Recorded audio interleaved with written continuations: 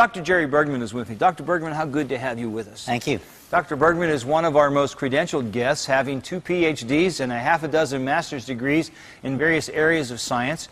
His background included, in 1979, losing his position as a professor because, for no other reason than the fact that he did believe, or he doubted Darwin and believed in creation. And so this is really something that happened in your life that was not only career-altering, but really has had quite an impact on your entire life, hasn't it? Yeah, very much so.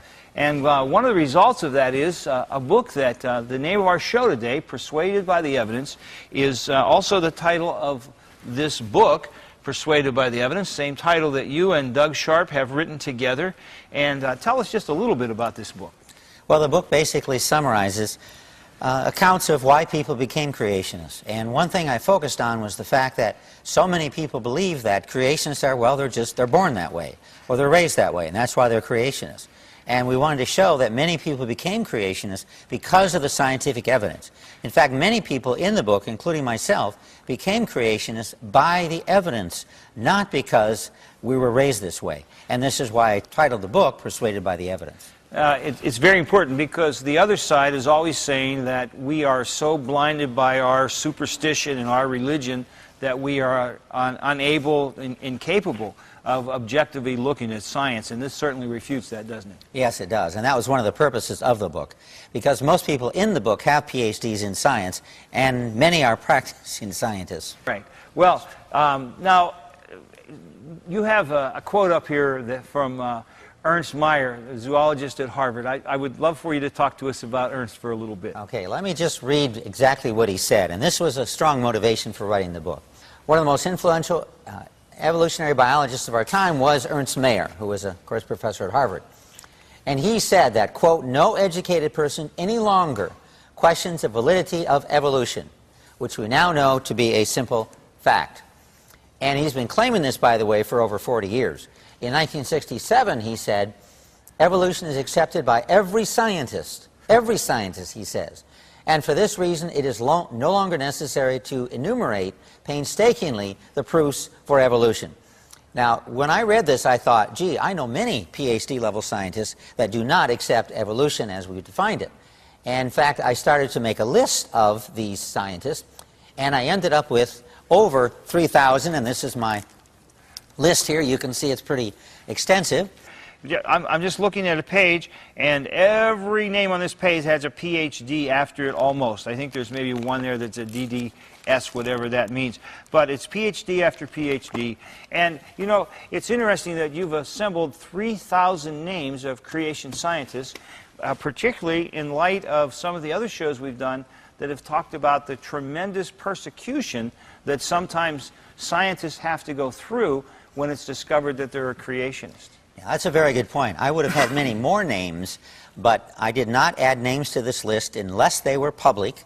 So they were public with their doubts about Darwinism, as I call them, Darwin doubters, or they published books about Darwinism, and it was very clear from the book that they did not accept the Darwinian worldview as I defined it a few seconds ago, or I got permission.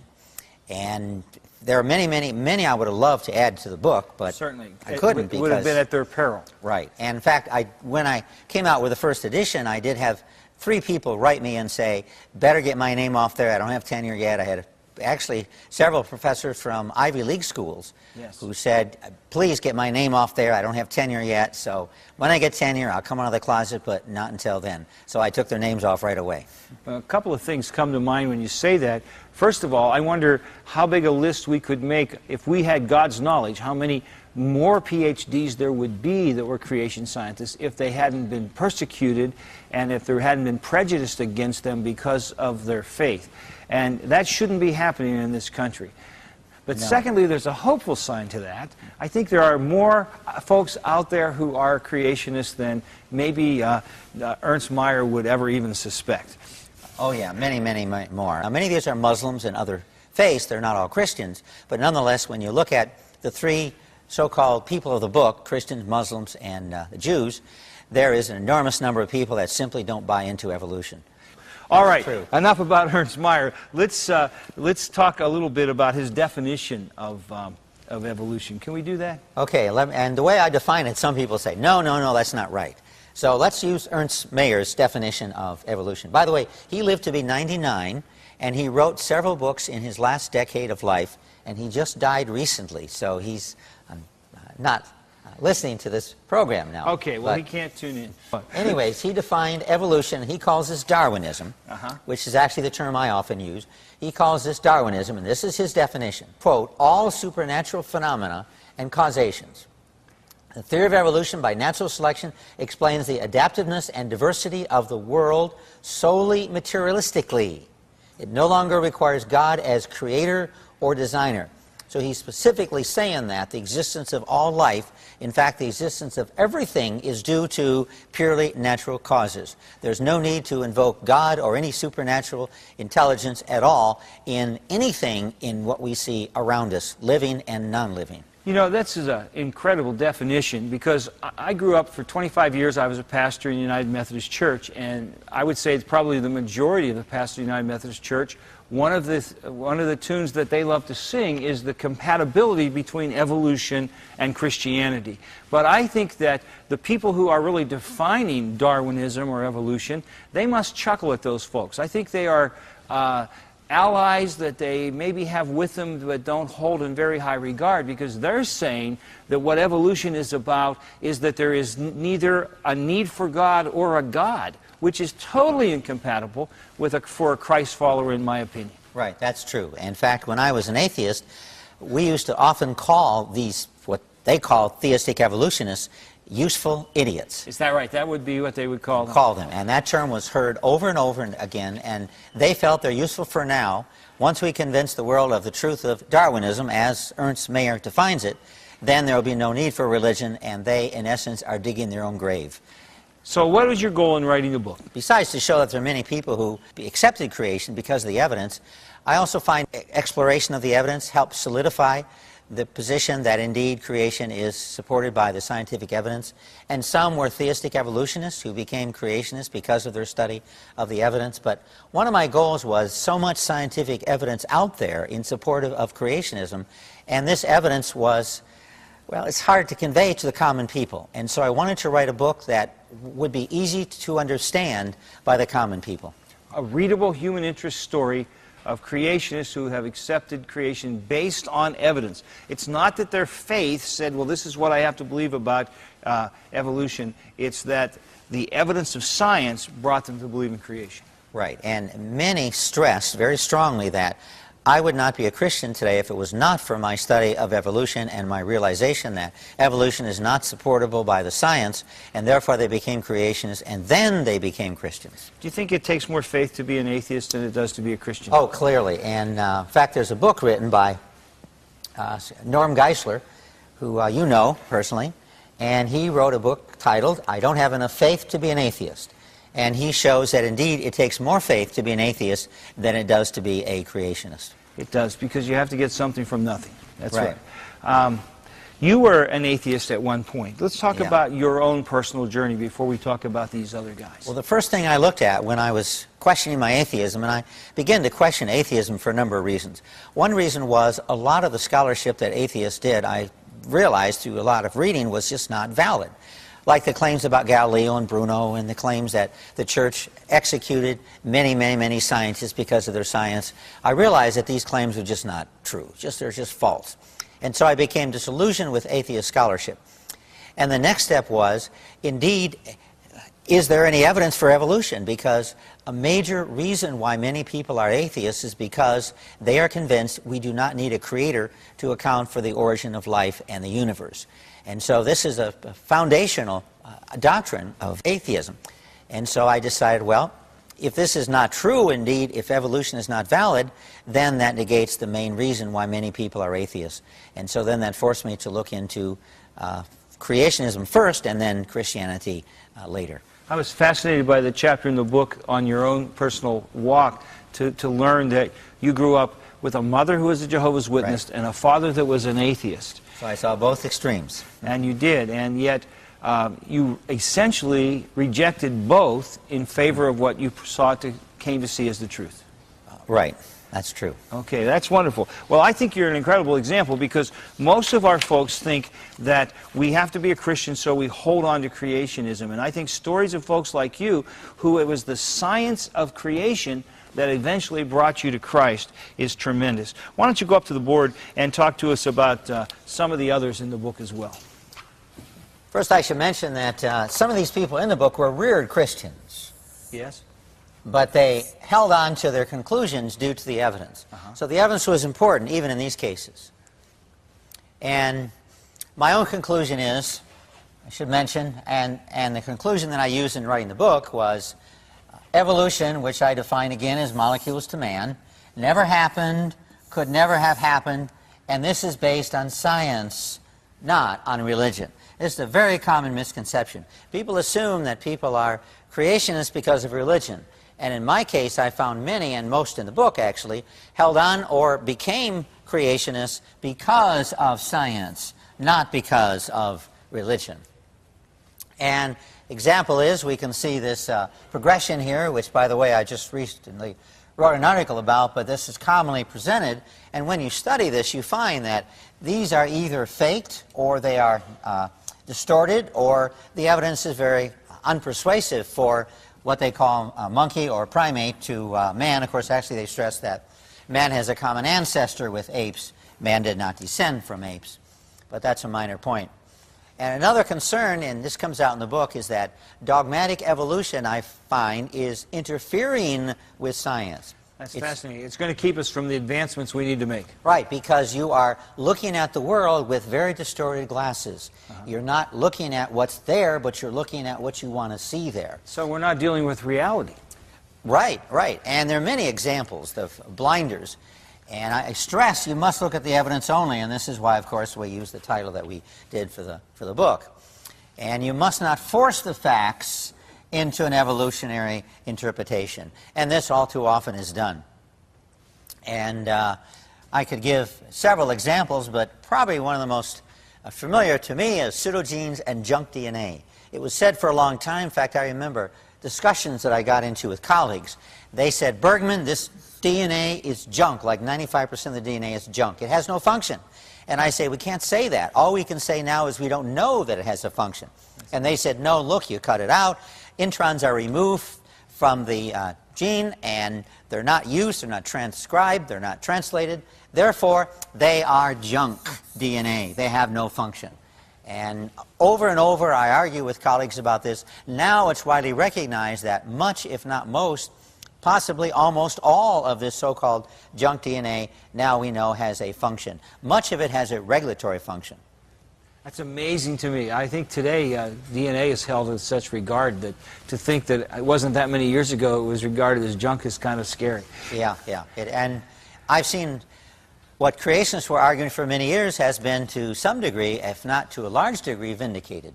And this has, many scientists, by the way, will admit that this has interfered with doing science. We should have recognized at the beginning that, well, we don't know what it does, but let's try to find out what it does and go from there.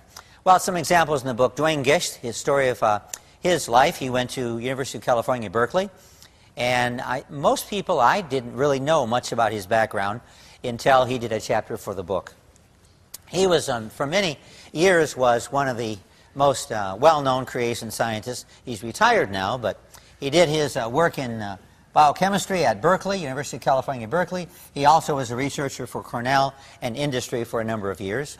Henry Morris, also well-known, and many of us, I didn't know much about his background, and he PhD in the University of Minnesota. He also was a chair and professor of hydraulic engineering at Virginia Polytech Institute and State University, often called just Virginia Tech. And I go into detail, or he goes into detail, in his life, in why he accepted creation. He was at one time a theistic evolutionist. He was not a creationist, a young earth creationist. Another case is Raymond Damadian, who has a medical degree and was a professor of biophysics at the State University of New York. And he's well known for inventing the MRI. Wow. And there's been quite a bit written about him and how he developed the MRI. One thing he told me was that when I was developing the MRI, people said, you're crazy. You can't put people in magnets. It's It's not going to work. You can't do it. Then when he developed the MRI, and it finally was proven to work, and of course now it's a standard technology in many hospitals, then his friend said, you didn't do it. So when he was trying to do it, they said you couldn't do it. When he did do it, they said you didn't do it. Which is, even though he has a legal patent, he had to go to court to protect his patent. He did prevail in court, and he is the legal inventor of MRI. For the record, he did it. He did it, yes, he did it. All right. Although others improved upon it. Sure. But that's common with most inventions. Oh, yes. And, but he did the initial work which showed that MRI technology is possible. You can image bodies using magnetic resonance imaging. And he was a creationist. And he was an outspoken creationist. Great. And there's a chapter about him in the book. Werner von Braun, who was actually the leader of our space program, he was a German scientist. He was captured by the Americans after World War II, brought to America, and he worked on our space program. In fact, he's called the father of the American space program. So whenever I think of satellites and the space shuttle program and the whole space technology program, one thinks of Werner von Braun, who actually was the father of this program. He got us developed so that this program finally became feasible. And here's a picture of Werner von Braun in his office. And C. Everett Koop, well-known Surgeon General. In fact, he probably is the most famous Surgeon General in history. Wow. He also is a creationist, and I have several letters that he wrote which talk about his beliefs about creation. And he has an autobiography which he wrote as well, where he talks about the importance of his religious beliefs. He's more well-known because of his opposition to abortion. That's right. But nonetheless, he is involved in the accepting creationism. And interestingly, Dartmouth Medical School, which is where Koop graduated from, they recently added a wing to Dartmouth, and it's called the Koop Complex, and here it is. It looks like you might be able to be a creation scientist and still be successful in your field, as I look at that complex that they built in his name. Quite a man. He was very successful. It's said that when he began doing work, he did mostly surgery on infants. Yes. When he began doing work, the success rate was like 10% for many surgeries. After he perfected the techniques, the success rate became the reverse. 90% success, 10% failure. Adler's one, who I always respected. He was the editor of the Encyclopedia Britannica. He was a professor at the University of Chicago. And he also, which is one of his greatest accomplishments, he developed this series called the Great Books Program, which a lot of people have heard of. And there's the Great Books. He took all the historical writings and selected from those 54 volumes of material of what he considered the greatest people in our history, Aristotle and Plato and various other people. And this set, as far as I know, still in print. Most every large library has it. Sure. I have a set. I've had a set for many, many years. It's, in fact, there was a Great Books program where people would get together in groups and study the Great Books work, which he assembled. And C.S. Lewis, it's not too well known that he was a very active creationist opposed to evolution, although he didn't write a lot about it directly. You kind of have to read between the lines to understand what he had to say. He wrote a lot against naturalism, which of course is a central tenet of Darwinism. And later on in his life, he did write a book called The Great Myth. And in that small book, actually, in that he really effectively dissected why evolution could not be true. But ironically, that wasn't published until after he died. He was kind of fearful of being too open about his opposition to Darwinism because he felt that it would detract from his main message, which was a Christian apologetist. Right. But he clearly did have major reservations for that. In fact, it was an entirely different worldview. Right. And so it had to be addressed. I would urge our people to read. You call it The Great Myth. Yeah. Truly one of the great minds of the 20th century, C.S. Lewis. Clearly. And there's Cover Magazine, a story about him, C.S. Lewis, on Christian History Magazine. And he's probably most famous for his work, which has been translated into movies and many languages. Dr. Bergman, as you were talking and writing with the men and women whose stories are told in this book, do you ever come to a point where you think the truth is going to become so overwhelming that the lies simply won't hold water anymore?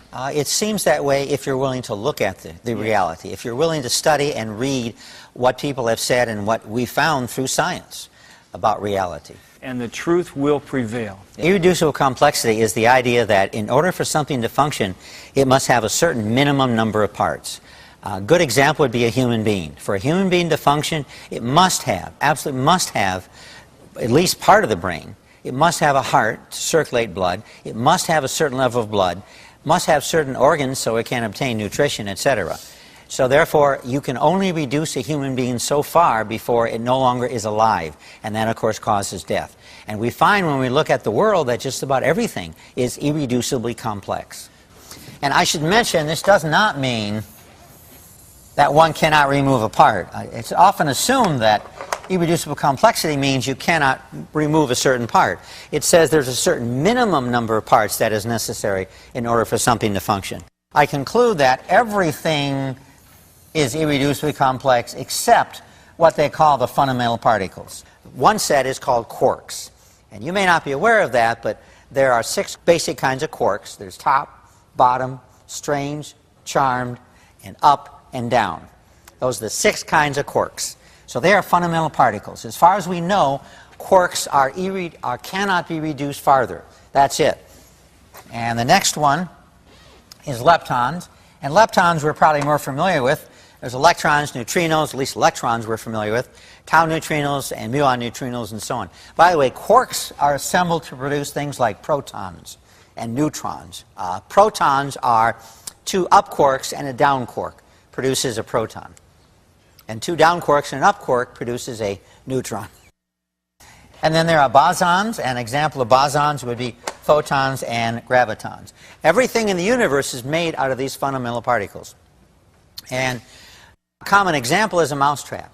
It's a very simple example because you can notice if you take away the base, it won't function. It won't work. You must have the base. Now people say, well, wait a minute. What if you take the base away and attach these particles, these parts here, the sections, to the floor? Well, the floor just becomes the base. Right. And I pointed out to students because in chemistry this is a central concept, and they notice right away, well, you still have a base, it's just the floor becomes the base. So a mousetrap is irreducibly complex for it to function, and we're talking about a mousetrap like this, which functions in a house to catch mice. People say, well, you can dig a hole and catch mice. That's true, but it's not very convenient to do in a house. And periodic table, all of the elements are irreducibly complex. You must have a certain number of protons, electrons, and neutrons to produce all of the elements. And a good example is carbon-12. To get carbon-12, you must have 6 protons, 6 neutrons, and 6 electrons. You cannot get carbon-12 any other way than have 6 protons, electrons, and neutrons. If you have a different number of electrons, guess what? We have an ion of carbon. We don't have a carbon atom. We have a carbon ion. If you have a different number of protons, you of course have another element. If you have a different number of neutrons, you have carbon-14 or carbon-9 or carbon-12. Okay, examples. Well, obviously, radios. To have a radio that functions, you must have a certain minimum number of parts. Television is a good example. When the television was invented, in order to get a television system that worked, you had to have a unit which would pick up the light, which would translate the light into electrical impulses, which would send the electrical impulses through the air eventually, and then you had their receiver which picked them up, which translated them back into light so you could see the television picture. And that's a good example. MRI and so on, another example. Looking at this whole issue is the idea of intelligent design. All that says is that we can look for evidence of intelligence in nature. And the best example, the most common example, is the watch.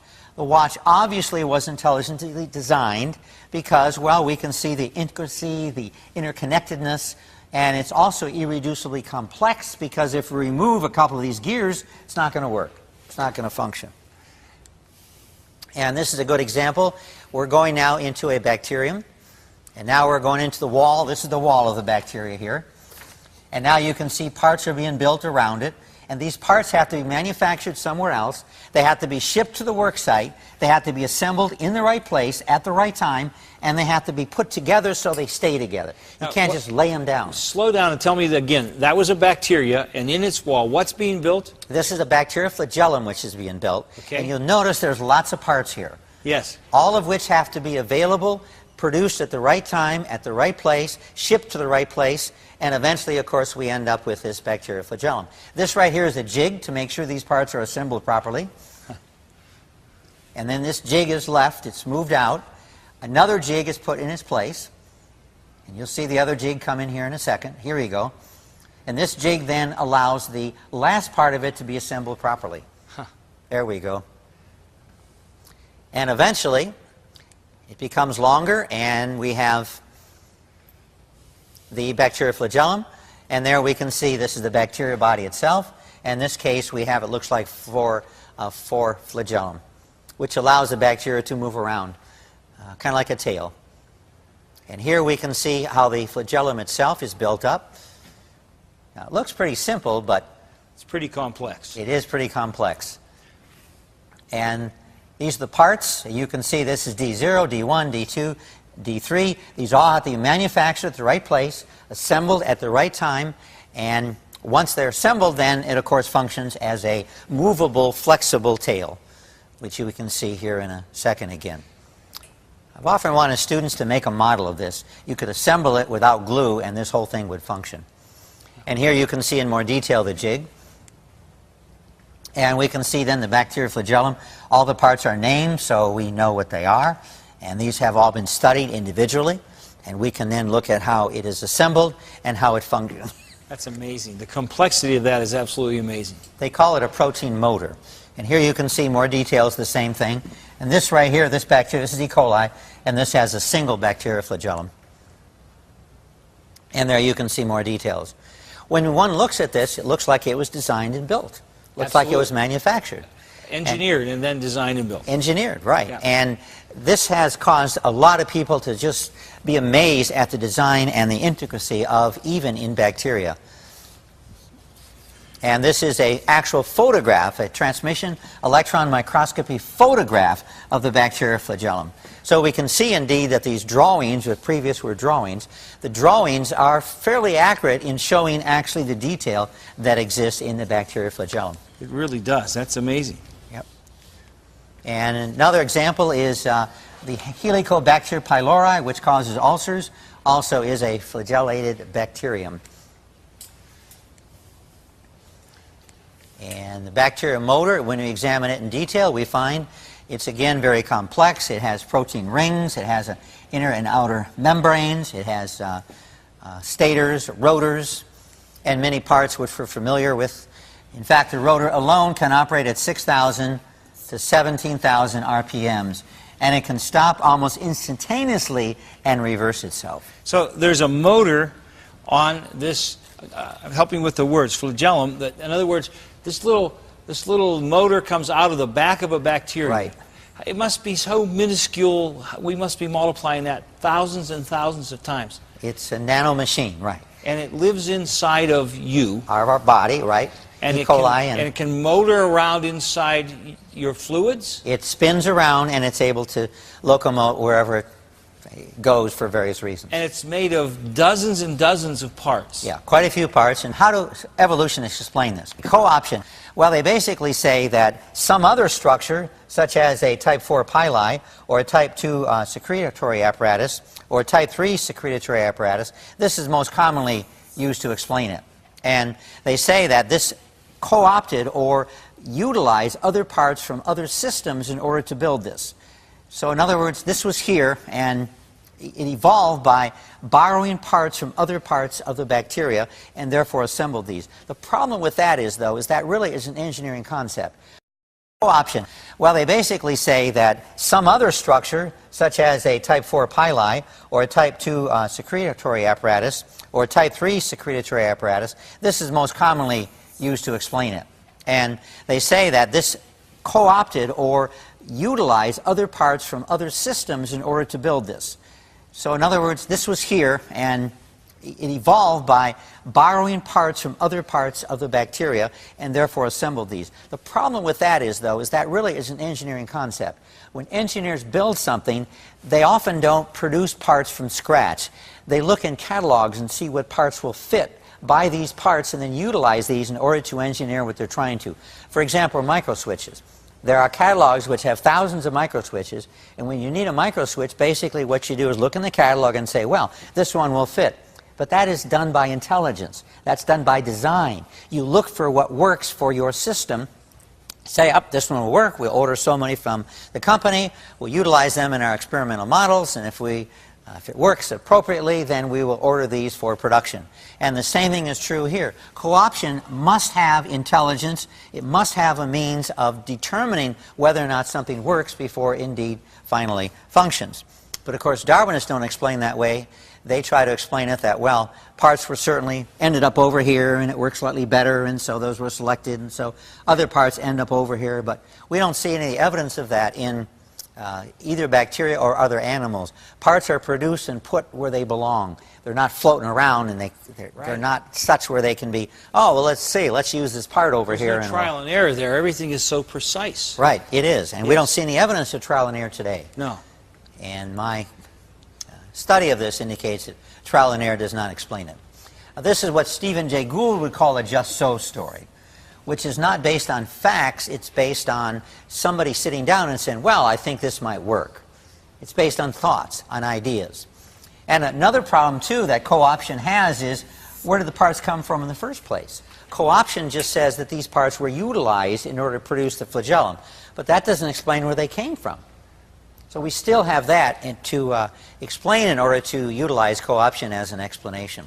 And the parts must be assembled properly, in the right place. They can't be upside down, they can't be the wrong way. They have to be assembled in such a way to where they fit into where they're supposed to go. And of course, they must have a minimum of parts to live. And this is the same problem that Darwin had. Darwin basically said that the solution is infinite variety. He thought that all life had an infinite variety, and now we know that all life has very clear limits. Like humans cannot be 25 feet tall. It simply is not feasible. And so therefore we don't have infinite variety. We have variety, but it's not infinite. Yeah. It's a good point. And he came up with the idea of pangenesis, by the way, which has been proved wrong, which is a whole other presentation. In the flagellum, here we go, there's 23 new proteins, which as far as we know are not found anywhere else.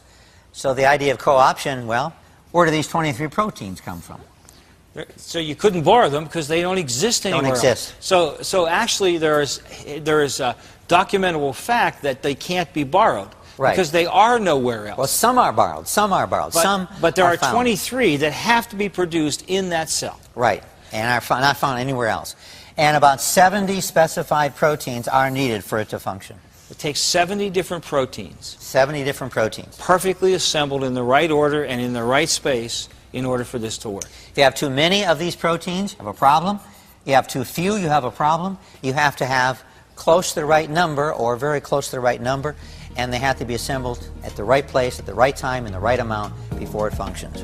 Now, when you see evolutionists talking about this, Dr. Bergman, do you sense that they have confidence in their answer? Well, what they say over, and I've discussed this with many evolutionists, and they say, well, just give us time, we'll figure it out. Dr. Bergman, we talk about IC and ID. Right. And let's be sure that everybody's on board by what we mean by both those terms. Okay. ID is intelligent design, which ID is a concept which basically stresses the fact that certain things you can look for evidence of intelligence, like a watch. And people who are supportive of this idea feel that you can also look for evidence of intelligence in life. IC means irreducible complexity, and the term is used so much in science that you just say IC. You can remove certain parts, but beyond that certain minimum, and that's the key, beyond that certain minimum, it will not function. And the more complex something is, the more of those parts there are. Right, and the more difficult it is to find the position where indeed it doesn't work, because certain parts can be removed, but certain parts cannot be removed. And that's actually what a lot of scientists have done in order to understand, for example, the functioning of the human body. They remove a certain part and the person dies, and they say, well, gee, this is necessary for life. Whoops. Okay. Well, you know, I'm still kind of stunned by looking at our bacteria and the flagellum that came out of the back, and the amazing thing that this is like a rotor motor Right. It is that a can motor. make it go forward and backward and sideways, can go at different speeds and twist and turn. And the idea that that just happened by chance, I know that moves more to intelligent design than irreducible complexity, but it flabbergasts me. That seems to me, what I'm trying to say is that the more knowledge we have of how complex life is, the harder it is to believe it's here by random chance. Yeah, that's true. In fact, we found in looking at life that the more information we do research on and the more things we discover, the more difficult it is to accept Darwinism. Yes. And a good example of that is when Darwinism was formulating his theory, he had no idea of the complexity of the cell. He thought the cell was about as complex as, oh, a bowl of jelly. And there's an example of a cell. This is the most complex machine in the universe. Is it one single cell? One single cell. People spend a lifetime studying not just the cell, but also parts of the cell. Basically, you have a nucleus here, and the nucleus has what they call pores. Pores allow certain things to go in and go out, and the pores themselves are very, very complex because they're selective in what they allow to go in and out. A nucleolus right here, which is where certain assembly functions occur. And then you have the ribosomes right here, the rough, what they call the rough ER. Then you have the smooth ER, which doesn't have ribosomes on it, and so they call it the smooth ER because it lacks ribosomes. The ribosomes are here on a section called the endoplasmic reticulum, so they call it the rough endoplasmic reticulum because the ribosomes are connected to this structure here. And then you have free ribosomes in various places, and you have the centrioles, which help the cell relative to coordinate cell division, and you have the cytoskeleton, which allows the cell to maintain some type of shape and help move things around. The mitochondria, right here, a mitochondria convert food into ATP, which allows the cell to have a source of energy. And this is a very simple explanation of the cell because you can spend a lifetime just studying the mitochondria. I have thick volumes of hundreds of pages which just detail the structure and the function of the mitochondria. And of course, the question that screams to be asked is, can something that complex just happen? Right. That's the major concern that people who are concerned about the intelligent design issue have. They conclude, no, it could not have occurred through evolution. It's one thing to come up with a theory, something else to defend it after you've based everything on it. But I don't think if we'd have seen how complex it is, anyone would even have presupposed that it could have happened by chance. Yeah, and it's not just complexity alone.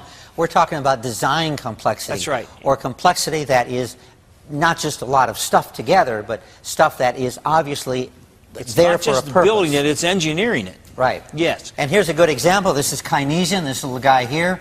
And it literally has legs here, and this is the leg. And it has feet here which walk on this microtubule, and they carry supplies, materials, building supplies, and so on, from one part of the cell to another part of the cell. This is within the cell. Within the cell. And these little guys walk around carrying their loads to where the loads has to go. Because you remember that parts have to be assembled in one place and manufactured in one place, and also assembled to produce the final product, often in another place, like the bacterial flagellum. And you have to produce a product because these cells die.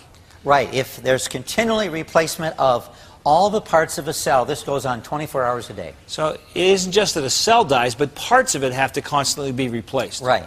There's a maintenance crew in there. A maintenance crew which continually replaces parts that don't seem to need replacement. All right. But it's more or less on a time schedule. After so much time, these parts are replaced. All right. Okay, the court ruled, and this is a case in Pennsylvania, the Katzmiller case, Dover Area School District, and the judge ruled, quote, and I'll quote him, the argument of irreducible complexity central to ID, intelligent design, has been refuted in peer-reviewed research papers and has been rejected by the scientific community at large. All right. That's what he ruled. He said there are no peer-reviewed articles supporting Professor Behe, Michael Behe, Lehigh University's argument that certain complex molecular structures are irreducibly complex. But if you think about the material I presented, this is absolutely ludicrous. Yes. Because the fact is, everything, especially in chemistry, it's a major concept in chemistry, you have to help students understand the difference between carbon-12, carbon-14, between a carbon atom, between a carbon ion, and carbon and boron are different. How are they different? And irreducible complexity, I should mention, by the way, has been around since Aristotle. They recognize that for certain things to function, you must have a certain minimum number of parts. What is that? Is it a 1? Well, it looks like a 1. Now what does it look like? A plus. Looks like a plus. Now what That's is a 4. it? Looks like a 4. My intention when I drew this was a 4, but I didn't give you enough information in order to show you that, indeed, this is a 4. You had to have all the parts. So you have to have all the parts. So That's right. Intuitively, clearly, things are irreducibly complex. It's an idea that's been around for a long time. It was central to chemistry, development of chemistry, and so on. And this now has gotten in the media from the net. There's a quote from Amazon, a review of a book. Behe, quote, started out with his conclusion and then set out to reinforce it. Okay, well, that may be true. This explains why you get unsupported assertions such as irreducible complexity. And when I plug this in, by the way, irreducible complexity is false. I got 293,000 hits. So there are 293,000 hits which claim that irreducible complexity is false, and of course that's ludicrous. Dr. Behe is onto something, isn't he?